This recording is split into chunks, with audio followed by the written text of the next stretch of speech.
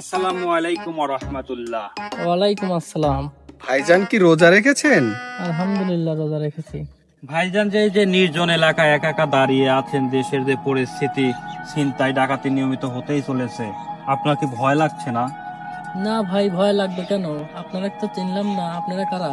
ভাইজান, আমরা এলাকার গণ্যমান্য ছিনতাইকারী। যেহেতু রোজা রমজানের মাস, আপনার সাথে আমরা কোনো বেদবি করতে চাচ্ছি না। আপনিও রোজা রেখেছেন, আমরা রোজা রেখেছি, তাই আপনার কাছে যা যা আছে একটু ভদ্রতার সাথে ভাইয়াকে দিয়ে দেন।